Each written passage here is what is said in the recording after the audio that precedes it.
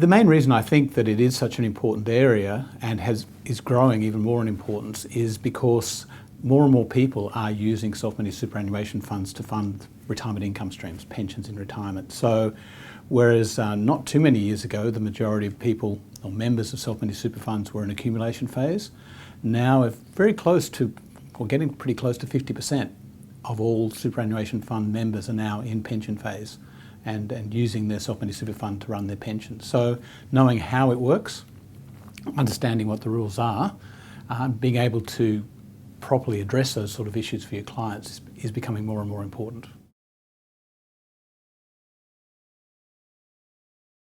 It's not surprising, I guess, that the ATO is focusing on pensions given the amount of money now in pension phase and self-managed superannuation funds. There are a couple of areas still where I think the law is a little unclear, particularly the tax rules around the calculation of exempt current pension income causes some problems. The ATO has a focus on that at the moment because they believe that a lot of trustees are not properly calculating the exempt income that is used to support their pensions.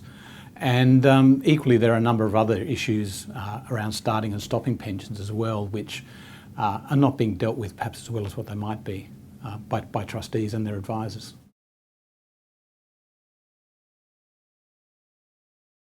Absolutely. I think the ATO, quite rightly, is going to have and continue to have a focus on pensions and the way that the tax rules in particular, but also the superannuation rules are applied appropriately.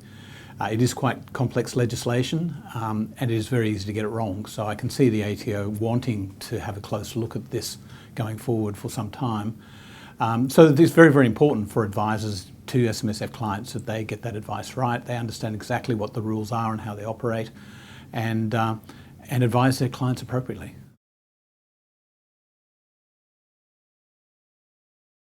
Well, clearly I'll be talking about pensions and in particular focusing on the taxation aspects of running a pension inside a self-managed super fund at the fund level. So it is very important, I think, that advisors are very clear about what the rules are and how they are to be appropriately applied to make sure that their clients are running their fund appropriately and correctly, that the right amount of taxable income is being calculated, the right amount of exempt income is being calculated. These are very important aspects, clearly, to get right. The calculation of exempt income and therefore paying only the amount of tax you have to pay and no more is obviously very important. And so that's what we'll be looking at in the session, as well as looking at a couple of other aspects of decisions that perhaps members might make around commutation or partial commutation of their pension entitlements and how that's to be appropriately dealt with at the fund level as well.